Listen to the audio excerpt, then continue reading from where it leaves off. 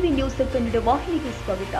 ಮೂಡಿಗೆರೆಯಿಂದ ಎತ್ತಿನ ಭುಜಕ್ಕೆ ಸಾಗುವ ಮಾರ್ಗದ ಹಳೆಕೋಟೆಯ ಬಳಿ ರಸ್ತೆಗೆ ತಡೆಗೋಡೆ ಕಾಮಗಾರಿ ನಡೀತಾ ಇದ್ದು, ಈ ತಡೆಗೋಡೆಗೆ ತುಂಬಲೆಂದು ತಂದಿದ್ದ ಕಲ್ಲು ಹಾಗೂ ಮಣ್ಣಿನ ರಾಶಿಯನ್ನ ಏಕಾಏಕಿ ರಸ್ತೆ ಮೇಲೆ ಸುರಿದಿರುವ ಪರಿಣಾಮ ರಾತ್ರಿ ವೇಳೆ ವಾಹನ ಸವಾರಿಗೆ ರಸ್ತೆ ಕಾಣದೆ ಅಡಚಣೆ ಉಂಟಾಗಿದೆ. ನಿನ್ನೆ ಸಂಜೆ ಸುರಿದ ಮಳೆಯ ಪರಿಣಾಮ ರಸ್ತೆ ಮೇಲೆ ಸುರಿಸಿದ್ದ ಮಣ್ಣಿನ ಮೇಲೆ ಚಲಿಸಿದ 3 ಬೈಕ್ಗಳು ನಿಯಂತ್ರಣ ತಪ್ಪಿ ಬಿದ್ದು ಸವಾರರು ಗಾಯಗೊಂಡಿದ್ದಾರೆ.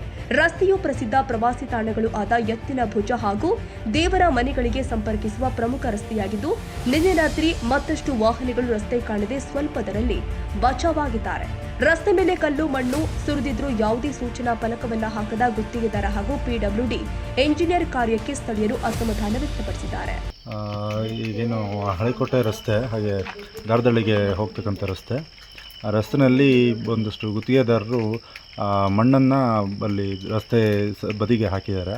ಅದರಲ್ಲಿ ಈ ಬಂಡೆಕಲ್ಲು ಕೂಡ ಇದೆ. ಅದು ಮಧ್ಯ ರಸ್ತೆಯಲ್ಲಿ ಬಂಡೆಕಲ್ಲುಗಳನ್ನು ಹಾಕಿಬಿಟ್ಟು ಹಾಗೆ ಹೋಗಿದ್ದಾರೆ.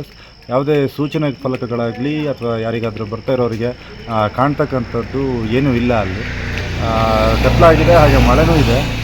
ಸುಮಾರು ವಾಹನಗಳು ಅಲ್ಲಿ ಬ್ರೇಕ್ ಹೊಡ್ಕೊಂಡು ರೈಟಿಗೆ ತೊಗೊಂಡು ಹೇಗೋ ಬ್ಯಾಲೆನ್ಸ್ ಮಾಡಿ ಬರ್ತಾ ಇದ್ದಾರೆ. ಒಂದೆರಡು ಬೈಕ್ಗಳು ಕೂಡ ಅಲ್ಲಿ ಈಗಷ್ಟೇ ಬಿದ್ದು ಅವರು ಹೋಗಿದ್ದಾರೆ. ಸಣ್ಣ ಪುಟ್ಟ ಗಾಯಗಳಾಗಿದೆ ಅದೃಷ್ಟವಶಾತ್.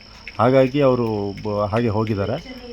ಸಂಬಂಧಪಟ್ಟವರು ಇದಕ್ಕೆ ಏನು ಇಂಜಿನಿಯರ್ಗೆ ಫೋನ್ ಮಾಡಿದ್ವಿ, ಚನ್ನಕೇಶ್ವ ಅವರು ಫೋನ್ ರಿಸೀವ್ ಮಾಡಿ ಒಂದು ಸಲ ಅವರು ಮಾಹಿತಿನ ಪಡ್ಕೊಂಡ್ರು. ನಂತರ ಅದರ ಏನಾಯಿತು, ಏನಾಗಿದೆ, ಏನು ಮಾಡ್ತೀವಿ, ನಮಗೆ ಯಾವುದೇ ರೀತಿಯ ಸ್ಪಂದನೆ ಕೂಡ ಅವರು ನಮಗೆ ಕೊಟ್ಟಿಲ್ಲ ಇಲ್ಲಿ ತನಕ.